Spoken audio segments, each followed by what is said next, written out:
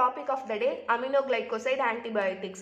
Already நம்ம சேனல்ல antibiotic பத்தின introduction video and quinolones and fluoroquinolones video, broad spectrum antibiotics பத்தின video எல்லாமே போட்டிருக்கோம். அதை பிளேலிஸ்ட்லயும் அட்டாச் பண்ணியிருக்கோம். அதோட லிங்கை டிஸ்கிரிப்ஷன்ல கொடுக்குறோம், செக் பண்ணி பாருங்க. இன்னைக்கு அமினோகிளைகோசைட்னா என்னன்னு சொல்லி பார்ப்போம். ஃபர்ஸ்ட் அமினோகிளைகோசைட் வந்து அமினோ சுகர்ஸால ஆனது. இந்த ஒவ்வொரு அமினோ சுகர்ஸும் கிளைகோசைடிக் லிங்கேஜ் மூலியமா ஜாயின் ஆகி இருக்கும். So amino sugars joined by glycosidic linkage, அதனால வந்த பேர் தான் அமினோகிளைகோசைடு. இந்த அமினோகிளைகோசைட் வந்து சாயில இருந்து டிரைவ் பண்றாங்க. 2 டைப்ஸ் ஆஃப் சாயில இருந்து டிரைவ் பண்றாங்க. என்னன்னா ஸ்ட்ரெப்டோமைசஸ் அண்ட் மைக்ரோமோனோஸ்போரா. இந்த ஸ்ட்ரெப்டோமைசஸ்ல இருந்து டிரைவ் பண்ற காம்பவுண்ட்ஸ் எல்லாமே மைசின்ஸ் முடியும். ஸ்பெல்லிங் வந்து MYCINS அப்படின்னு சொல்லி முடியும். நெக்ஸ்ட் மைக்ரோமோனோஸ்போரா காம்பவுண்ட்ஸ் எல்லாமே வந்து அதுவும் மைசின்ஸ் தான் முடியும், பட் ஸ்பெல்லிங் மாறும், MICINS அப்படின்னு சொல்லி முடியும். இப்போ கிளாசிஃபிகேஷன் ஆஃப் அமினோகிளைகோசைட்ஸ் பத்தி பார்ப்போம். இந்த சாயில் மூலியமா தான் கிளாசிஃபை பண்றாங்க. எப்படின்னா டிரைவ்ட் ஃப்ரம் ஜீனஸ் ஸ்ட்ரெப்டோமைசஸ்ல இருந்து ஸ்ட்ரெப்டோமைசின், கனாமைசின், டோப்ராமைசின், நியோமைசின் அண்ட் பாரமோமைசின். அதுக்கப்புறம் டிரைவ்டு ஃப்ரம் மைக்ரோமோனோஸ்போரால இருந்து ஜென்டாமிசின். அப்புறம் செமிசிந்தட்டிக் ப்ராடக்டா 2 சொல்றாங்க, என்னன்னா அமிகாசின் அண்ட் நெத்தில்மிசின். இப்போ ப்ராப்பர்ட்டிஸ் ஆஃப் அமினோகிளைகோசைட் பத்தி பார்ப்போம். அமினோகிளைகோசைட்ஸ் வந்து ஓரலா எடுத்துக்க முடியாது, அது பேரண்ட்ரலா தான் கொடுப்பாங்க. அமினோகிளைகோசைட்ஸ் வந்து ஹைலி வாட்டர் சால்யூபிள் காம்பவுண்ட்ஸ். இது வந்து செல்லுக்குள்ள டிஸ்ட்ரிபியூட் ஆகாது, எக்ஸ்ட்ரா செல்லுலர்லயே ரிமைன் ஆகிடும். அமினோகிளைகோசைட்ஸ் வந்து கிட்னி மூலியமா அன்சேஞ்சா எக்ஸ்கிரீட் ஆகிடும். அப்புறம் அமினோகிளைகோசைட்ஸ் பாக்டீரிசிடல் எஃபெக்ட் கொடுக்கும். பாக்டீரிசிடல்னா நம்ம எல்லாருக்கும் தெரிஞ்சதுதான், பாக்டீரியாவே வந்து கில் பண்றது தான் பாக்டீரிசிடல் எஃபெக்ட். அமினோகிளைகோசைட்ஸ் வந்து புரோட்டீன் சிந்தசிஸை இன்ஹிபிட் பண்ணிடும். அது புரோட்டீன் சிந்தசிஸை இன்ஹிபிட் பண்றதுனால தான் அதோட பாக்டீரிசிடல் எஃபெக்ட் அதால கொடுக்க முடியுது. இது மெயினா கிராம் நெகட்டிவ் ஆர்கானிசம்க்கு அகேன்ஸ்டா தான் ஒர்க் பண்ணும். இந்த அமினோகிளைகோசைட்ஸ் எடுத்துக்கிறதுனால ஓட்டோடாக்சிசிட்டி, நெஃப்ரோடாக்சிசிட்டி, அட்வர்ஸ் எஃபெக்ட்ஸ் வந்து வரலாம். நெக்ஸ்ட் ஆன்டி பாக்டீரியல் ஸ்பெக்ட்ரம் பத்தி இப்ப பார்ப்போம். அமினோகிளைகோசைட்ஸ்க்கு வந்து நேரோ ஸ்பெக்ட்ரம் ஆக்டிவிட்டி இருக்கு. இது மெயினா ஏரோபிக் கிராம் நெகட்டிவ் பேசிலைக்கு அகேன்ஸ்டா தான் ஒர்க் பண்ணும். Like E coli, Proteus, Pseudomonas, Brucella, Salmonella, Shigella and Klebsiella. இப்போ மெக்கானிசம் ஆஃப் ஆக்ஷன் பத்தி பார்ப்போம். ஃபர்ஸ்ட் அமினோகிளைகோசைட்ஸ் எடுத்துக்கிட்ட உடனே அது பிளட்டை ரீச் பண்ணும். பிளட்டை ரீச் ஆனதும் ஆக்வஸ் போர்ஸ் மூலியமா செல் மெம்பரேன்குள்ள பெனட்ரேட் ஆகும். அதுக்கப்புறம் ப்ரீ பிளாஸ்மிக் ஸ்பேஸை ரீச் பண்ணி பாக்டீரியல் செல்ஸ்குள்ள என்டர் ஆகும். அதுதான் புரோட்டோபிளாசம் அப்படின்னு சொல்றாங்க. அது என்டர் ஆனதுக்கு அப்புறம் 30S ரைபோசோம் கூட பைண்ட் ஆகி 3 டைப் ஆஃப் ஆக்டிவிட்டில எதுல வேணாலும் அது புரோட்டீன் சிந்தசிஸை இன்ஹிபிட் பண்ணலாம். என்னன்னா block initiation of protein synthesis, terminate protein synthesis, addition of incorrect amino acids. இது மூலமா இன்ஹிபிட் புரோட்டீன் சிந்தசிஸ் நடக்கும். அதுக்கப்புறம் பாக்டீரிசிடல் எஃபெக்ட் நடக்கும். நான் லாஸ்டா சொல்லியிருந்தேன்ல 3 ஆக்டிவிட்டியில எதுல வேணாலும் புரோட்டீன் சிந்தசிஸ் இன்ஹிபிட் ஆகலாம்னு சொல்லி, அதை பத்தின எக்ஸ்பிளனேஷனை இங்க பார்ப்போம். ஃபர்ஸ்ட் வந்து ரைபோசோம்ல 30S 50S சப்யூனிட்னு சொல்லி 2 இருக்கும். அது இல்லாம ரைபோசோம்ல 3 பைண்டிங் சைட் இருக்கும். அதுதான் EPA. ஃபர்ஸ்ட் ஏனா அமினோ அசைல் சைட், Pனா பெப்டிடைல் சைட், Eனா எக்ஸிட் சைட். இதுல அமினோகிளைகோசைட்ஸ் வந்து A சைட் கூட பைண்ட் ஆகும். இதுல ஃபர்ஸ்ட் வந்து aminoglycosides bind to A site of 30S ribosome and block the initiation of protein synthesis. A site 30S ribosome கூட bind ஆகி protein synthesis ஓட இனிஷியேஷனே வந்து பிளாக் பண்ணிடும். அப்படி இல்லைன்னா வந்து மிஸ்ரீடிங் ஆஃப் mRNA நடக்கும். எப்படின்னா tRNAவும் mRNAவும் பேர் ஆனாதான் வந்து அந்த இடத்துல நமக்கு protein synthesis நடக்கும். ஏன்னா tRNA தான் வந்து மெயின் ரெஸ்பான்சிபிள் புரோட்டீன் சிந்தசிஸ்க்கு. பட் இங்க tRNA வந்து கரெக்டா mRNA கூட பேர் ஆகல அப்படின்னா புரோட்டீன் சிந்தசிஸ் வந்து ஸ்டாப் ஆகிடும். அதுதான் இந்த பாயிண்ட்ல சொல்றாங்க. அப்படி இல்லனா cause of addition of incorrect amino acid resulting in synthesis of abnormal proteins. அதாவது அப்நார்மல் புரோட்டீன் வந்து சிந்தசிஸ் ஆகும் அப்படின்னு சொல்றாங்க. கரெக்டான தேவையான புரோட்டீன் சிந்தசிஸ் ஆகல அப்படின்னா பாக்டீரியாவால சர்வை பண்ண முடியாது.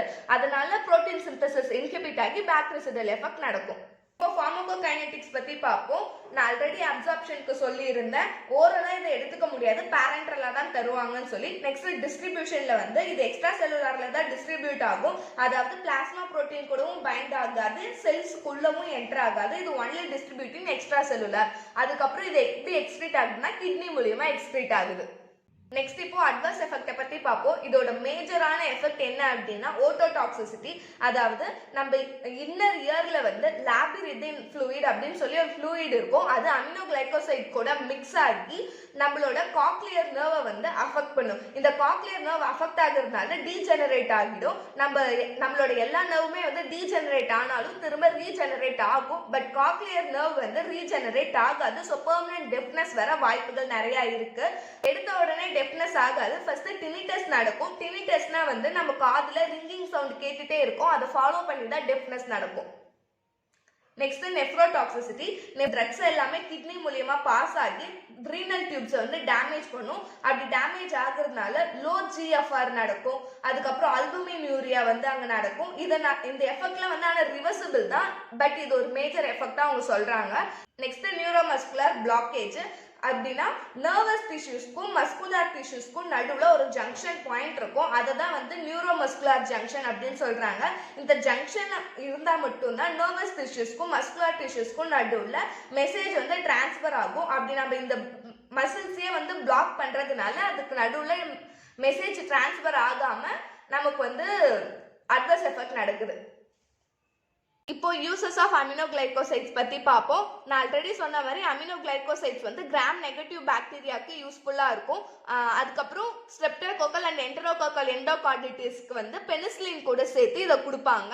அதுக்கப்புறம் அமினோகிளைகோசைட் வந்து டியூபர்குலோசிஸ் ட்ரீட்மெண்ட்க்கும் யூஸ்ஃபுல்லா இருக்கும். அதாவது அமிகாசின், கனாமெசின், ஸ்ட்ரெப்டோமைசின் இந்த 3 ட்ரக்கும் டியூபர்குலோசிஸ் பேஷண்ட்க்கும் கொடுப்பாங்க. அப்புறம் சிஸ்டமிக்ல ஸ்ட்ரெப்டோமைசின், ஜென்டாமிசின், கனாமிசின், அமிகாசின், டோப்ராமெசின், மெத்தில்மிசின் இது எல்லாமே சிஸ்டமிக்கா கொடுக்குறாங்க. டாபிக்கல் யூஸ்ல அதாவது ஐ அண்ட் ஸ்கின்னுக்கு டாபிக்கல்ல எது கொடுக்குறாங்கன்னா நியோமைசின், பிராமிசிட்டின், ஜென்டாமிசின் இது எல்லாமே டாபிக்கல் யூஸ்ல கொடுக்குறாங்க. ஜிஐ இன்ஃபெக்ஷனுக்கும் கேஸ் ஸ்டெரிலைசேஷனுக்கும் நியோமைசினும் பாரமோமைசினும் தராங்க. இப்போ ப்ரிகாஷன்ஸ் யூசிங் அமினோகிளைகோசைட்ஸ் பத்தி பார்ப்போம். நான் ஆல்ரெடி சொல்லியிருந்தேன் அட்வர்ஸ் எஃபெக்ட்ல ஓட்டோடாக்சிசிட்டி, நெஃப்ரோடாக்சிசிட்டிலாம் நடக்கும்னு சொல்லிட்டு. ஸோ இந்த அமினோகிளைகோசைட்ஸை வந்து ஓட்டோடாக்சிக் ட்ரக்ஸ் கூட எடுத்துக்க கூடாது. அதாவது லூப் டயூரிட்டிக்ஸ் கூட எடுத்துக்க கூடாது. Nephrotoxic drugs like amphotericin B, cephalothin and cisplatin கூட எடுத்துக்க கூடாது. அதுக்கப்புறம் கியூராமிமெட்டிக் ட்ரக்ஸ் கூடவும் எடுத்துக்க கூடாது. அப்புறம் இது எல்டர்லி பேஷண்ட்க்கும் ரீனல் டிஸ்ஃபங்க்ஷன் பேஷண்ட்க்கும் அப்புறம் ஸ்கெலிட்டல் மசில் ரிலாக்சன்ஸ் எடுத்துக்கிற பேஷண்ட்ஸ்க்கும் வந்து டோஸை கம்மி பண்ணி தான் கொடுக்கணும். பிரெக்னன்சி டைம்ல இதை எடுத்துக்க கூடாது. இதை கான்ட்ராண்டிகேட்னு சொல்றாங்க. ஏன்னா குழந்தைக்கு டெஃப்னஸ் வர வாய்ப்பு இருக்கு. அது அமினோகிளைகோசைட்ஸ் எடுக்கிற சிரஞ்சில் அதுக்கு முன்னாடி வேற எந்த ட்ரக்கையும் வந்து மிக்ஸ் பண்ணி இருக்க கூடாது, எடுத்திருக்க கூடாது அப்படின்னு சொல்றாங்க. ஏன்னா இந்த 2 அமினோகிளைகோசைட் கூட வேற ஏதாவது ட்ரக் சேர்ந்ததுன்னா கெமிக்கல் மெட்டபாலிசம் வந்து ப்ரொடியூஸ் ஆகும். அப்படி இல்லைன்னா வேற ட்ரக்கோட எஃபிகசி வந்து குறைஞ்சிடும். அதனால 2த்தையும் ஒன்னா மிக்ஸ் பண்ணி எடுக்க கூடாது ஒரே சிரஞ்சில் அப்படி சொல்றாங்க. அதுக்கப்புறம் severe infection பேஷண்ட்க்கும் renal dysfunction பேஷண்ட்டும் aminoglycosides எடுத்துக்கும் போது அவங்களோட பிளாஸ்மா லெவலை வந்து செக் பண்ணிட்டு இருக்கணும் அப்படின்னு சொல்றாங்க. நெக்ஸ்ட் இப்போ கிளினிக்கல் ஃபார்மகாலஜி பத்தி பார்ப்போம். ஒன்ஸ் டெய்லி வந்து நம்ம கொடுக்கும்போது தான் இந்த ட்ரக்குக்கு வந்து பெட்டர் எஃபிகசி இருக்கு, போஸ்ட் ஆன்டிபயோட்டிக் எஃபெக்ட் இருக்கு அப்படின்னு சொல்றாங்க. ஏன்னா அமினோகிளைகோசைட்ஸ் எல்லாமே வந்து concentration dependent drugs. So concentration dependent ட்ரக்ஸ்லாம் வந்து மோஸ்டா ஒன்ஸ் டெய்லி தான் கொடுப்பாங்க. அப்படி இல்லை நம்ம வந்து ட்வைஸ் டெய்லி, ட்ரைஸ் டெய்லி அப்படிலாம் கொடுக்குறோம் அப்படின்னா அது கிட்னியை ட்ரிகர் பண்ண ஆரம்பிச்சிடும். இப்போ நம்ம ஒன்ஸ் டெய்லி கொடுக்கும்போது 50 mg ஆஃப் ட்ரக் தான் வந்து கிட்னியில் அக்யூமுலேட் ஆகும். இதுவே நம்ம ட்வைஸ் டெய்லி, ட்ரைஸ் டெய்லி அப்படின்னு சொல்லி கொடுக்கும்போது ஸோ 50 + 50 + 50 அப்படின்னு சொல்லி அது அக்யூமுலேட் ஆகுறதும் அதிகமாயிடும். ஸோ அது கிட்னியை ட்ரிகர் பண்ண ஸ்டார்ட் பண்ணிடும். அதனால இதை வந்து ஒன்ஸ் டெய்லி தான் கொடுப்பாங்க.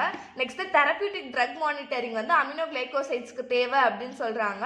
அப்புறம் டெய்லி வந்து நம்ம இந்த இன்ஜெக்ஷன் கொடுக்கும்போது less than 1 mg/ml வந்து அவங்களுக்கு பிளாஸ்மா கான்சென்ட்ரேஷன் இருக்கணும் அப்படின்னு சொல்றாங்க. அதாவது நம்ம டோஸ் கொடுத்ததுக்கு அப்புறம் 2 ஹார்ஸ்க்கு அப்புறமா 12 ஹார்ஸ்க்கு அப்புறமா அவங்க சாம்பிளை கலெக்ட் பண்ணி அதை செக் பண்ணி பார்க்குறாங்க.